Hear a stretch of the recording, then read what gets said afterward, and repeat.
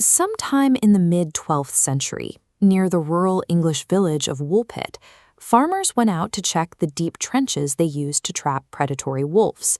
At the bottom of one of those pits, they found two terrified, filthy children.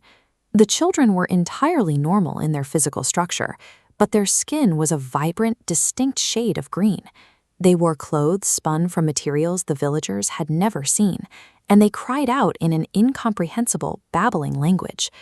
Confused and likely a bit unnerved, the locals pulled the siblings from the pit and dragged them several miles to the estate of the local lord, Sir Richard de Calne. A pair of green-skinned children climbing out of the ground sounds like a grim fairy tale, but the account is deeply embedded in the actual historical records of medieval England. We know about the children of Woolpit from two respected 12th century chroniclers, William of Newburgh and Ralph of Coggeshall. Both recorded it as objective fact. William noted his initial skepticism, writing he refused the absurd rumor until trustworthy testimony became overwhelming. This presents a difficult problem, a biological impossibility documented meticulously by serious people in primary sources. To find the truth, we have to move past the paranormal framing and evaluate the specific testimony against the reality of 12th century life. Consider the children's behavior toward food.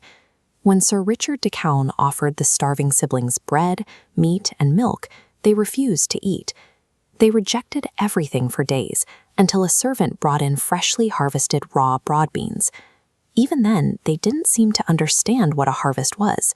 They frantically tore at the beanstalks, weeping when they found the stems were empty. They only stopped crying when someone showed them how to crack open the actual pods. Eventually, the children adapted to local food. The younger boy remained sickly and died shortly after being baptized, but his older sister survived. She learned English, and over time, her skin lost its green hue. Once she could communicate, she claimed they had come from a subterranean, sunless place called St. Martin's Land, where everything was shrouded in a permanent green twilight. Curious, these specific details, the twilight, the raw beans, the unknown language, have provided the foundation for 8 centuries of wild, supernatural speculation. For hundreds of years, the traditional explanation was that the children were fairies, nature spirits, or perhaps visitors from a hollow earth realm who had accidentally wandered through a cavern into our world.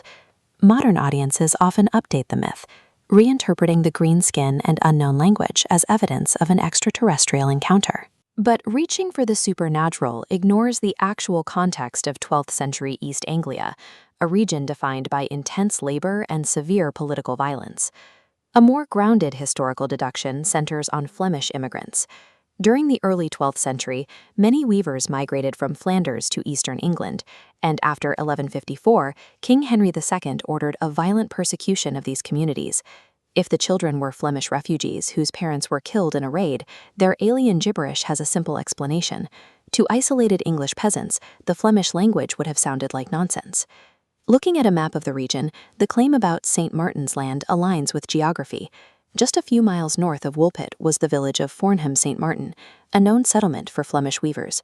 Children fleeing a massacre would have been forced into the dense canopy of the nearby English forest. To terrified, starving orphans, the deep woods would feel like a sunless green twilight, where they would survive only by foraging whatever raw crops they could find. The details that seem magical, the underworld, the weird language, the confusion over pods, map directly onto the survival tactics of displaced refugees. That leaves the most striking detail of the account, the children's vibrant green skin. Medical historians point to a condition known as chlorosis, which for centuries was referred to by doctors as the green sickness. Chlorosis is a severe form of anemia triggered by extreme malnutrition and a lack of iron. It is a biological reality for children starving in a forest. This explains why the girl eventually lost her green color. Once she was integrated into the Lord's manor and fed a proper, nutrient-rich diet, her body recovered. Medical knowledge identifies the green skin not as a mark of the supernatural, but as a symptom of prolonged starvation and human suffering. The surviving girl lived a surprisingly ordinary life after her ordeal. She was baptized as Agnes, assimilated into English society, married a royal official, and had a family. Her story survives as a myth because societies often struggle to process foreign trauma. When a medieval community encountered children displaying the physical markers of a crisis they didn't understand, they mythologized them. Turning desperate refugees into fairies or aliens creates a distance between the observer and the uncomfortable realities of war and displacement. Stripping away the paranormal elements doesn't ruin the mystery. It simply rehumanizes two lost children whom history almost forgot.